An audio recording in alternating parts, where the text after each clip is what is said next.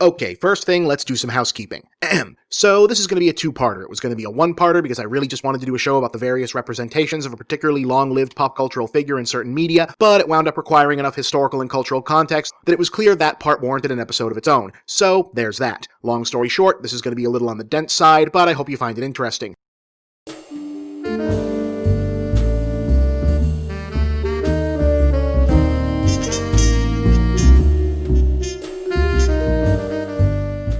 All the way into the 21st century, Satan, aka the Devil, is probably the single most prominent visual shorthand for evil incarnate on the planet. Though only native to a relative few world religions, the Devil's ubiquitous presence in popular culture, from movies to music to video games to cartoons to a whole bunch of stuff we'll talk about next week, means that damn near everybody could probably draw you a pretty spot-on version just from memory, probably only needing 2 crayons. But where does the Devil, as he or occasionally she is conceived in the worldwide pop culture stew, come from? Most folks would probably say the Bible, duh, and they'd be right, but also not.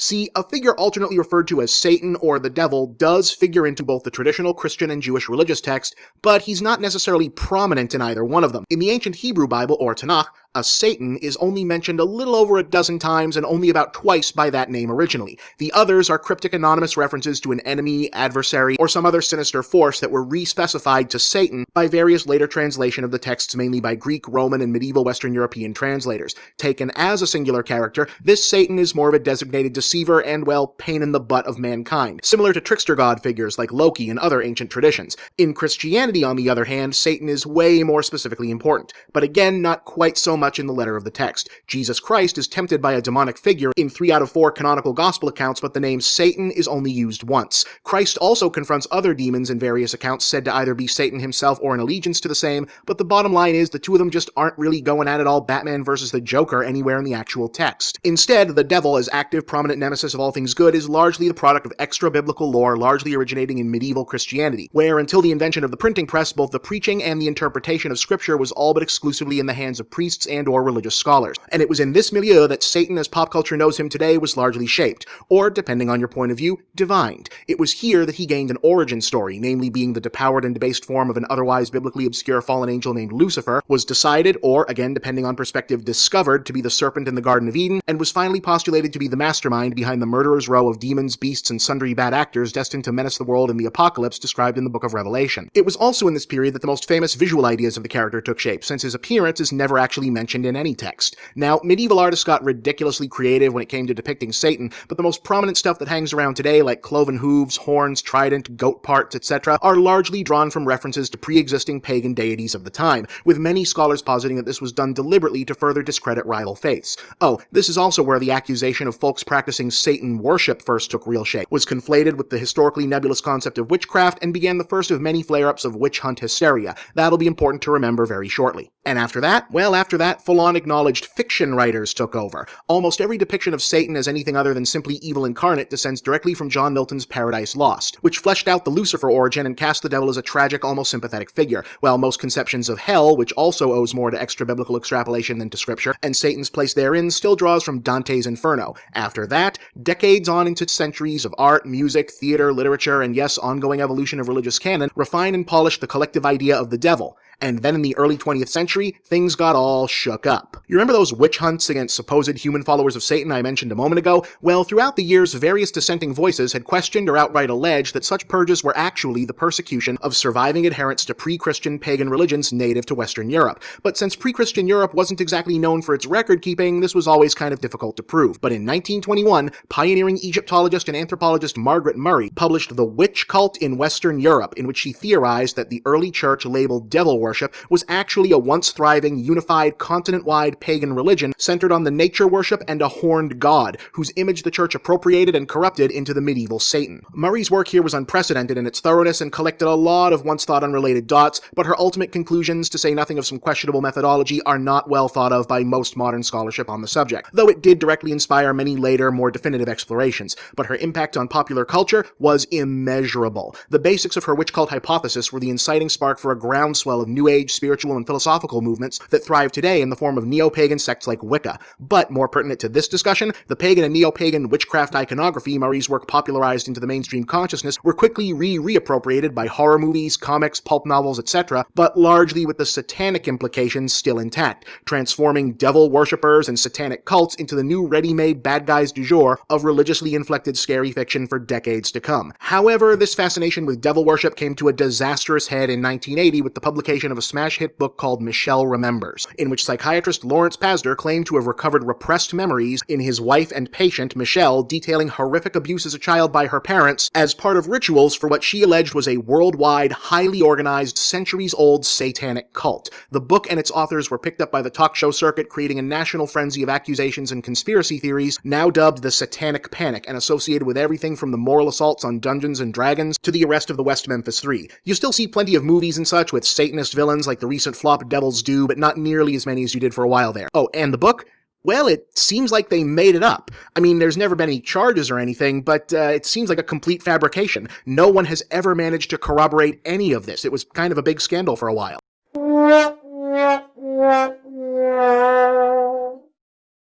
And, yeah, that's about how far I can condense the origins of the devil in popular culture to under 6 minutes or so. Next week, we'll lighten things up a bit and see how pop culture, geeky pop culture in particular, has made use of this rich tapestry of influences and traditions.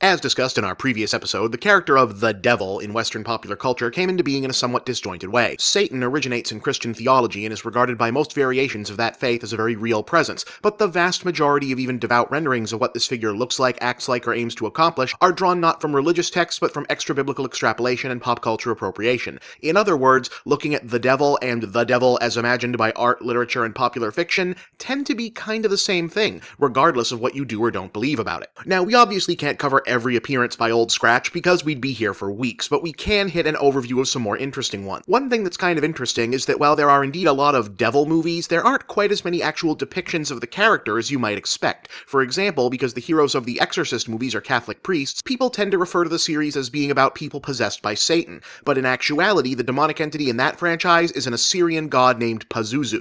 It still makes references to hell, and the series' particular theology falls in line with certain historic Christian traditions that all pagan deities were servants, allies, or manifestations of the devil to one degree or another, but yeah, the Satan, not so much in The Exorcist. Speaking of which, if the internet is any indication, a lot of people's favorite modern devil of the movies was Tim Curry in Ridley Scott's dark fairy tale Legend. Now, technically, that character is only ever referred to as Darkness, but yeah, you kinda know who he was supposed to be. Silence! Or stand, as you wish. Some simple conversation. I have nothing to talk about. You've stolen my dreams away. Dreams are my speciality. Through dreams, I influence mankind. My dream is of eternity with you. Satan is explicitly the behind-the-scenes antagonist of the Omen movies and briefly appears in Rosemary's Baby, but in serious horror movies he tends toward an off-screen presence, or acting through lesser agents. The devil as a concept is uniquely useful to filmmakers because although the character is made up of tropes and visual signifiers that would otherwise associate him with mythology or fantasy, the ostensible connection to religious beliefs accepted as real by so many means audiences tend to be more accepting of his presence in non-fantasy settings, more so than any other supernatural entity. For example, the final episode of the 80s primetime soap opera Dallas featured the last temptation of J.R. Ewing by Satan himself. You thought it was a dream? Go on. Do it. That's all it'll take.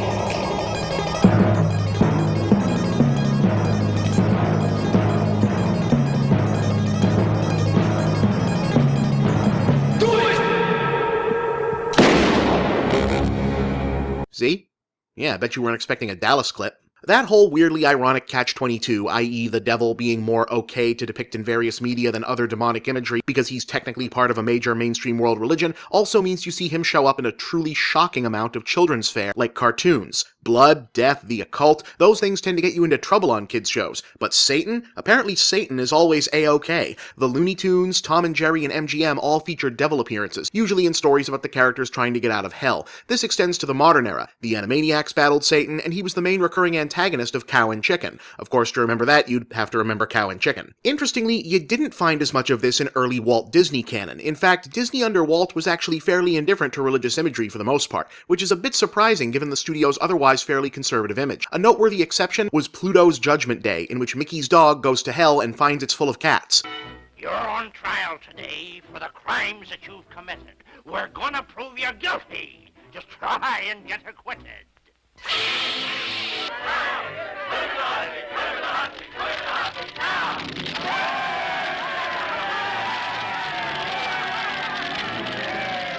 It's a little dark. Speaking of Disney, you know where the devil isn't? In Fantasia. The big guy in Night on Bald Mountain sequence is often identified as the Disney Devil, and even Walt is supposed to have mistakenly called him Satan on one occasion, but he's not. That's actually Chernabog, an otherwise obscure Slavic deity who figures prominently in theatrical productions of that musical piece. Other times, it's a little more subtle. The Smurfs Christmas special featured an evil wizard with fire powers who's heavily implied to be the devil himself, while the second Care Bears movie doubled down on the already eyebrow-raising religious imagery of the characters by introducing a new arch-nemesis named Darkheart, a shape-shifting cosmic entity with a red color scheme and a penchant for tempting people into evil deeds. One place in particular where the devil is everywhere but almost nowhere, though? Comic books. See, when the moral panic over EC Comics in the 50s gave rise to the ultra-restrictive Comics Code Authority, pretty much anything that might have been previously associated with horror comic subject matter went on the naughty list, including explicit references to zombies, vampires, the occult, and especially the devil. This relaxed a bit into the 70s, to the point where Marvel was actually publishing a book called The Son of Satan. But for a while, one of the main reasons the Marvel and DC universes are both so convoluted is they kept creating Satan analogs instead of just using the real unifying character. Marvel has guys like Chthon and Mephisto, while DC makes a regular player of Satan in all but name figures like Trigon and features the actual Satan in its mature audience's Vertigo books. On the other hand, my favorite devil is the one you least suspect. I'm smarter than the devil! I'm smarter than the devil! You are not smarter than me! I'll see you in hell yet, Homer Simpson! Is there more we could cover? Oh, absolutely. But we're somewhat out of time, and I think you get the idea. Next week, something other than Satan. I'm Bob, and that's The Big Picture.